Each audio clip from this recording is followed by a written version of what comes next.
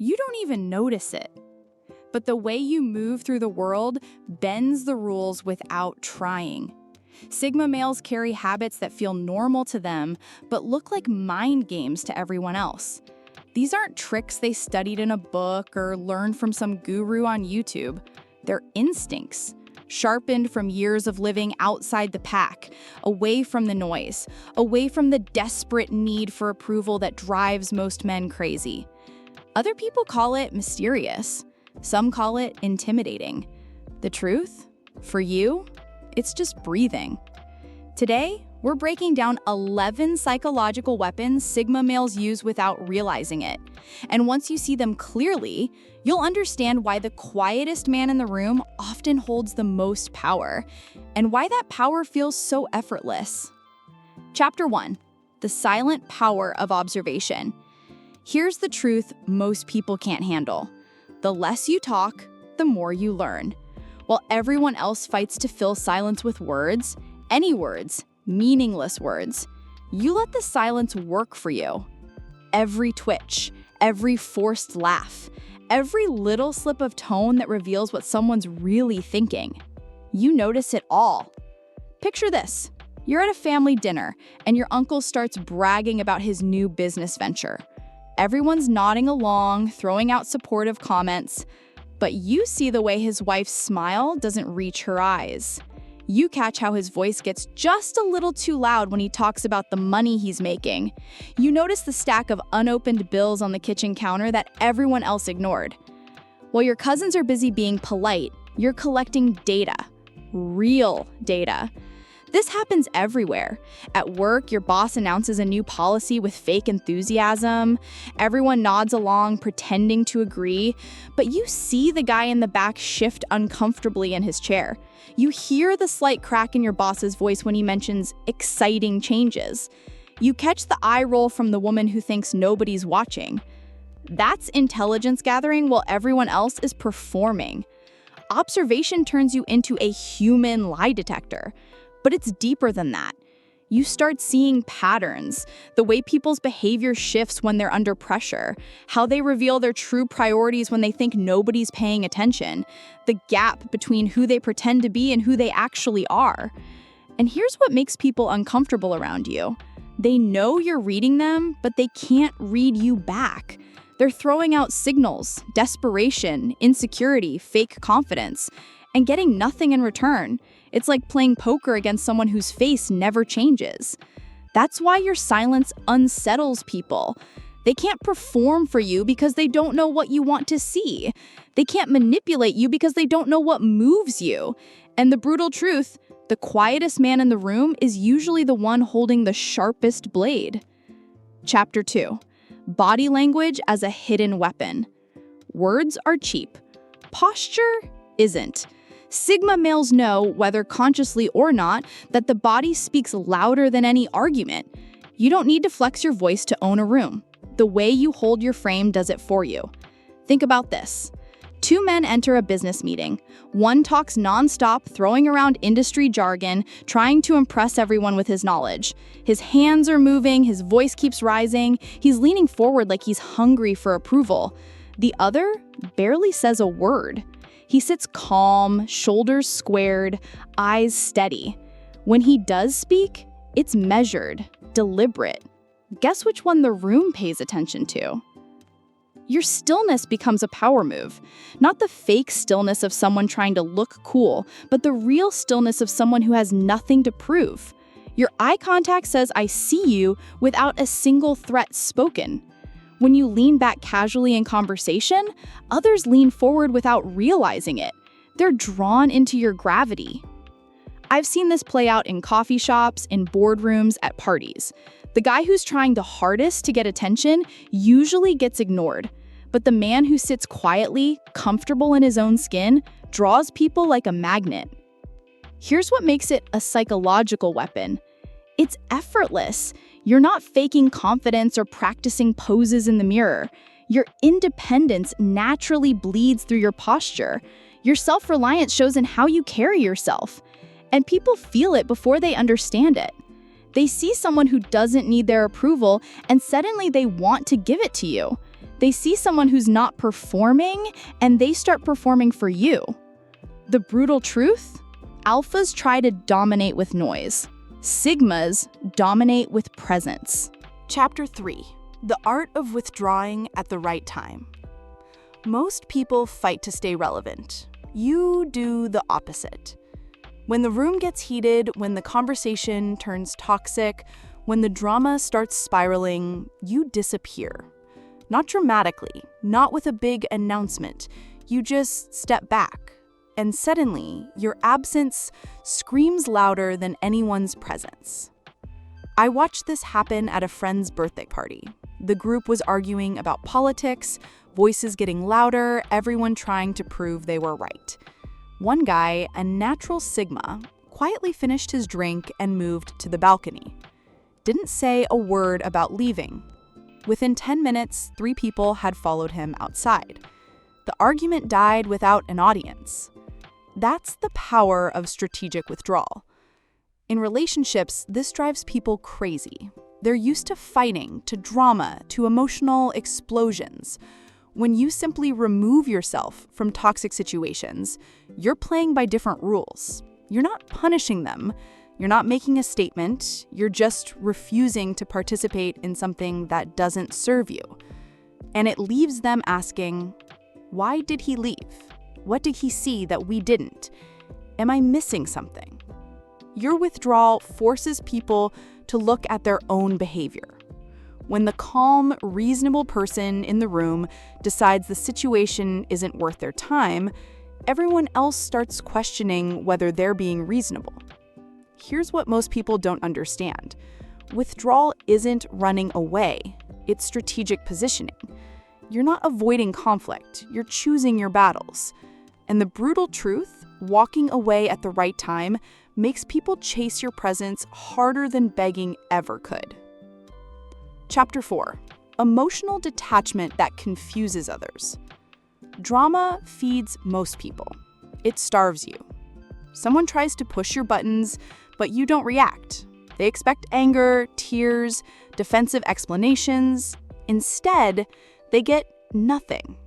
And that nothing drives them absolutely insane. Picture this. Your coworker tries to throw you under the bus in a meeting. Everyone's watching, waiting for your response. Your old you might have gotten defensive, started explaining, tried to fight back. But Sigma you just nod slightly and say, interesting perspective, then move on to the next agenda item. The room feels the shift.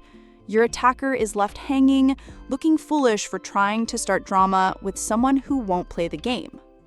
This emotional control isn't coldness, it's mastery. You feel emotions just as deeply as anyone else. The difference is you don't let them control your actions. You process them internally, make rational decisions, and respond from a place of choice rather than reaction. In relationships, this can be maddening for partners used to emotional roller coasters. They might try to provoke you, to get a rise out of you, to confirm that you care. When you respond with calm consistency instead of emotional fireworks, they don't know how to read you. But here's what happens over time. People start trusting your judgment more. When everyone else is panicking, you're the steady voice they turn to. When emotions are running high, you're the one they want making decisions. The brutal truth? Emotional detachment doesn't make you cold. It makes you untouchable. 5. Subtle influence without authority. You don't command. You don't shout orders. Yet somehow, your words carry more weight than people with actual titles. At work, the manager raises his voice, makes demands, throws around his authority. Everyone complies, but doesn't really buy in. You make one calm suggestion during a team meeting, and suddenly, everyone's considering it seriously. That's influence without a position. Why does this happen? Because your words aren't cheap. You don't speak just to hear yourself talk or to fill awkward silences. When you do contribute to a conversation, people know it's worth listening to. I've seen this play out countless times. The guy who talks the most in meetings rarely has the best ideas. But the person who speaks thoughtfully, who waits for the right moment, who chooses their words carefully, that person shapes the direction of the conversation. Your influence comes from authenticity. You're not trying to impress anyone or prove how smart you are. You're genuinely focused on finding solutions, not getting credit. And people sense that authenticity. When you suggest something, it doesn't sound like a demand or a sales pitch. It sounds like wisdom, like you've thought it through from all angles and arrived at the best answer. The brutal truth? Real authority doesn't come from a title or position. It comes from presence and authenticity. Chapter 6. The mystery of silence. Most people fear silence like it's poison. You weaponize it. During conversations, others rush to fill gaps with nervous chatter, random observations, meaningless small talk. You let the pause linger. You're comfortable in the quiet space while others squirm. And in that discomfort, they reveal more than they ever intended. Imagine you're in a job interview.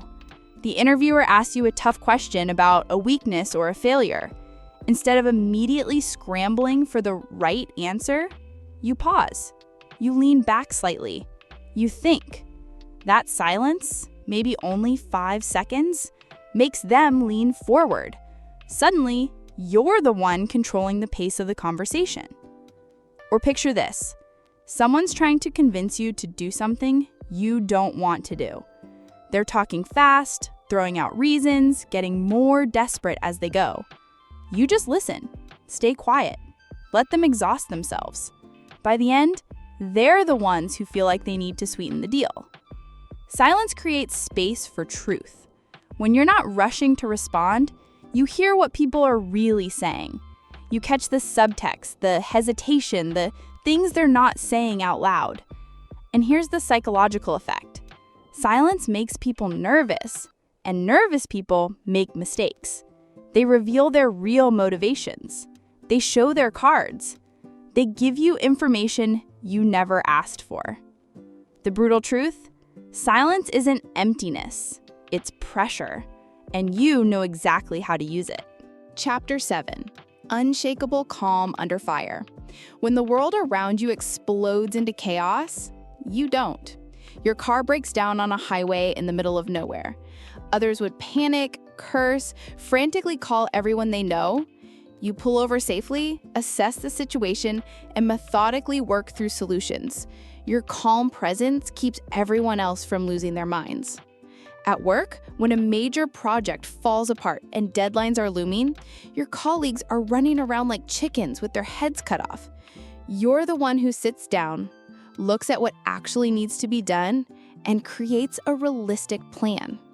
This calmness isn't learned behavior. It comes from your natural independence. You've been in tough situations before. You've figured things out on your own. You know that panic doesn't solve problems. Clear thinking does. People are magnetically drawn to this stability. They might not consciously realize it, but when everything's falling apart, they look to you. Not because you're the loudest or the most aggressive, but because you're the most reliable. Your calm becomes their anchor. And once people see you as their anchor, your influence grows exponentially. The brutal truth? Calm is more intimidating than rage, and more attractive than confidence. Chapter 8. Reading between the lines. You don't just hear words, you hear intentions, fears, and hidden agendas. A friend says, "I'm fine," but you catch the slight hesitation, the way their voice gets a little too bright. A coworker says, "I'll handle that project," but you notice the doubt creeping into their tone. You see the cracks in people's facades that others miss completely. This ability makes people simultaneously drawn to you and nervous around you. They can't lie without you sensing it. They can't hide their true feelings. It's like you have a superpower that lets you see through their masks. But here's the thing. You're not trying to catch people in lies or expose their secrets. You're just naturally tuned into human behavior. You notice patterns. You pick up on inconsistencies. You see when someone's words don't match their energy. This makes you incredibly valuable as a friend and colleague. People trust your judgment because you see things they miss. They come to you for advice because they know you'll see the situation clearly without the emotional fog that clouds their vision. The brutal truth? You don't just listen to what people say. You listen to what they don't say. And that's where the real truth lives. Chapter 9. Independence as ultimate leverage. Needing nothing from others is your greatest strength.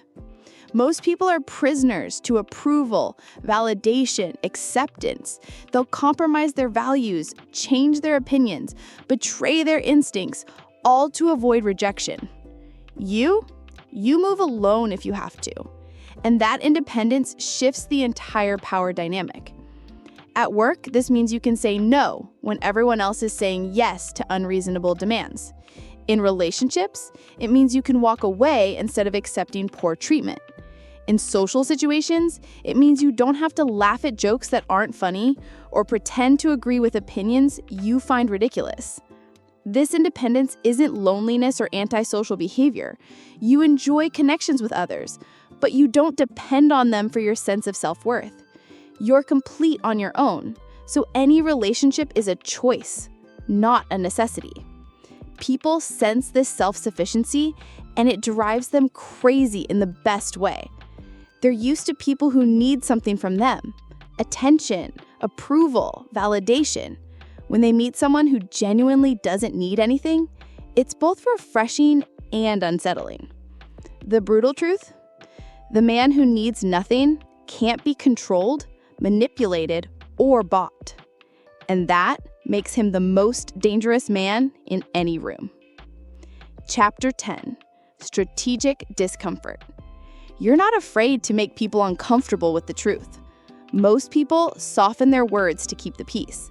They dance around issues, sugarcoat feedback, and avoid difficult conversations.